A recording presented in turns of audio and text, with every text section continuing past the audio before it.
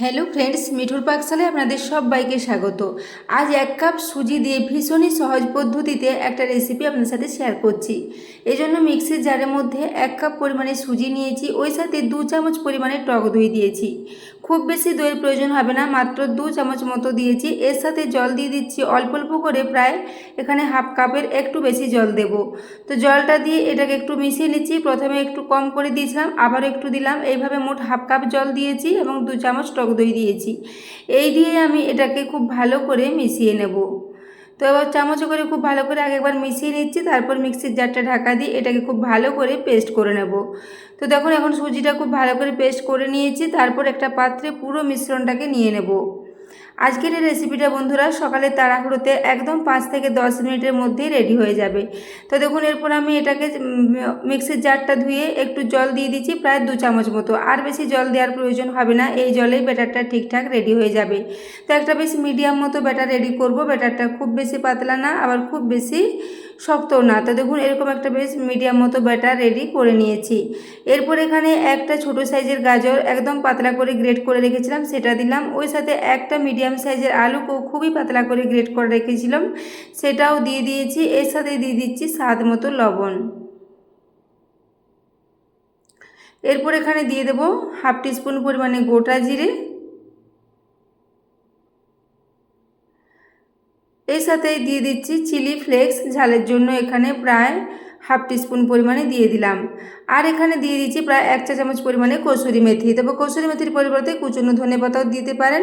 তো এরপর এটাকে আমি মিশিয়ে নিচ্ছি। তো প্রথমে এটাকে একটু মিশিয়ে নিয়েছি, তারপর আবারও খুব ভালো করে এটাকে মিশিয়ে নিচ্ছি। তো বন্ধুরা, আজকের রেসিপিটা যদি ভালো লেগে থাকে তাহলে অবশ্যই বন্ধুদের সাথে শেয়ার করতে ভুলবেন না, এবং রেসিপি ভালো লাগলে অবশ্যই একটা লাইক করে দেবেন।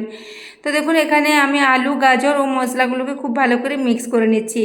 তো মাত্র কয়েকটা মশলা দিয়ে ভীষণ টেস্টি একটা রেসিপি রেডি হয়ে যাবে। এই রেসিপিটাতে আর খুব বেশি মশলার প্রয়োজন হবে না, কয়েকটা নর্মাল মশলা দিয়ে এটা খুব ভালো মতো রেডি হবে। এরপর আমি এটাকে ঢাকা দিয়ে 5 মিনিটের জন্য একটু রেস্টে রেখে দিয়েছিলাম, এবং এরপর এখানে দিয়ে দিলাম প্রায় 1/4 টিস্পুন পরিমাণে একটু বেকিং সোডা। এরপর এটাকে খুব ভালো করে একবার মিক্স করে নিচ্ছি। তো একটা হাতা নিয়ে নিয়েছি, হাতার সাহায্যে খুব ভালো করে মিক্স করে নিচ্ছি। তো ব্যাটারের কনসিস্টেন্সিটা দেখেই বুঝতে পারছেন, বেশ একটা মিডিয়াম মতো ব্যাটার এখানে রেডি হয়েছে। আর এখানে কোনো রকম জলের প্রয়োজন হবে না, এইরকম ব্যাটারটা আমাদের প্রয়োজন। তো এটা এখন একদমই রেডি হয়ে গেছে। এরপর গ্যাসে একটা তাওয়া বসিয়ে রেখেছি, তাওয়াটা কিন্তু খুব ভালো মতো গরম হয়ে গেছে। এরপর এখানে আমি তেল দিয়ে দিচ্ছি। আজকের রেসিপিটা আমি অলিভ অয়েল দিয়ে রেডি করেছি, আপনারা ঘি, বাটার বা সব অন্যান্য যে কোনো অয়েল দিয়ে এটাকে রেডি করতে পারেন। খুবই ভালো মতো এটা রেডি হয়ে যাবে। তো খুব বেশি তেলের প্রয়োজন হবে না, প্রায় 2 চামচ মতো তেল দিয়ে তাওয়ার চারিদিকে খুব ভালো করে মাখিয়ে নিয়েছি। এরপর খুবই অল্প অল্প করে দেব, একটা যেমন চামচের সাইজে, ছোট চামচে যতটা নেওয়া যায় সেরকম চামচে 1 চামচ করে ব্যাটার এখানে দিয়ে দিচ্ছি। তো প্রথমে আমি হাতার সাহায্যে দিচ্ছিলাম, হাতাতে করে নিলে এগুলো একটু বেশি বড় হয়ে যেত, সেজন্য আমি আবার চামচে করে নিয়ে এটাকে দিয়ে দিচ্ছি। এরকম ছোট চামচের প্রায় 1 থেকে 1.5 চামচ মতো ব্যাটার দেবো। আর এরকম ছোট্ট ছোট্ট টিকিয়ার আকারে এগুলোকে রেডি করে নেবো।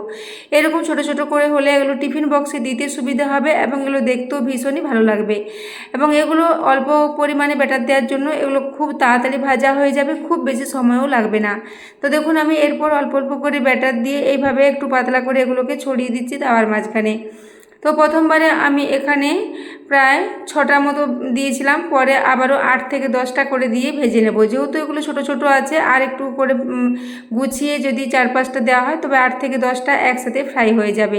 তো দেখুন, এখানে বেকিং সোডা দেওয়ার জন্য এগুলো অনেকটাই জালি জালি দেখা যাচ্ছে। এরকম প্রত্যেকটাই ভীষণই জালিদার মতো রেডি হবে, এবং অনেকটাই ফুলে এগুলো অনেকটাই বড় হয়েছে। তো দেখুন, এরপর আমি এগুলোকে উল্টে পাল্টে একটু লালচে করে ভেজে নিচ্ছি। দুদিকটাই একটু লালচে করে ভেজে নেব, তাহলে এটা খেতে ভীষণই ভালো লাগবে। তো বন্ধুরা, আজকের রেসিপিটা ভালো লেগে থাকলে অবশ্যই একটা সাবস্ক্রাইব করে আমার পাশে থাকবেন, এবং রেসিপি আপনাদের কেমন লেগেছে কমেন্টে জানাতে ভুলবেন না। তো দেখুন, এইভাবে প্রায় 3 থেকে 4 মিনিট পর্যন্ত এগুলোকে একটু উল্টে পাল্টে লালচে করে ভেজে নিয়েছি। তাহলে এগুলো দেখতেও যেমন লোভনীয় হবে, তেমন খেতেও ভীষণই টেস্টি হবে। তো দেখুন, এরপর প্রথম ব্যাচে এগুলো ফ্রাই হয়ে গেছে, দ্বিতীয় ব্যাচে আবারও একসাথে কয়েকটা দিয়ে ভেজে নেব। তো এরপর এগুলোকে আমি একটা প্লেটে তুলে নিচ্ছি। তো বন্ধুরা, আজকের রেসিপিটা আপনারা যে কোনো ধরনের চাটনির সাথে সার্ভ করতে পারেন, খেতে কিন্তু দুর্দান্ত লাগবে। এটাকে বাড়িতে থাকা টমেটো কেচাপের সাথেও সার্ভ করতে পারেন, সেটাও ভীষণই ভালো হবে, অথবা এটাকে বাড়িতে টক দইয়ের সাথেও সার্ভ করা যায়।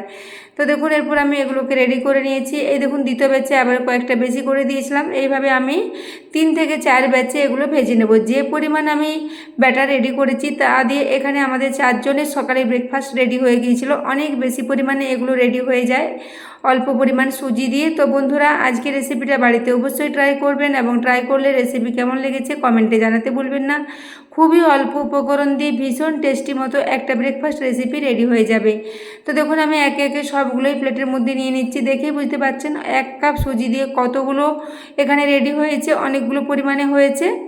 তো এইভাবে আমি একটা প্লেটের মধ্যে সবগুলোকে নিয়ে নিলাম। তারপর একটা আপনাদের ভেঙে দেখিয়ে দিচ্ছি কতটা নরম এবং জালিদার মতো এগুলো রেডি হয়েছে। এগুলোকে যে কোনো চাটনি দিয়ে আপনারা সার্ভ করতে পারেন, বাড়িতে বাদামের চাটনি বা নারকেলের চাটনির সাথেও এটা ভীষণই ভালো লাগবে। তো দেখুন এরপর একে একে আমি সবগুলোই একটা প্লেটে সাজিয়ে নিলাম। তো এরপর আমি আপনাদের একটা এখানে ছিঁড়ে দেখিয়ে দিচ্ছি। ভীষণই নরম, ভীষণই জালিদার মতো হয়েছে। এগুলো ঠান্ডা হওয়ার 1-2 ঘন্টা পরেও একই রকম থাকবে, একদমই শক্ত হয়ে যাবে না। তো দেখুন এখানে একটা আপনাদের ছিঁড়ে দেখিয়ে দিলাম। তো বন্ধুরা আজকের রেসিপিটা এতক্ষণ পর্যন্ত দেখার জন্য আপনাদের অশেষ ধন্যবাদ। আবারও চলে আসবো নিত্য নতুন কোনো রেসিপি নিয়ে। ততক্ষণের জন্য সবাই সুস্থ থাকবেন, ভালো থাকবেন। দেখা হচ্ছে পরের কোনো রেসিপিতে।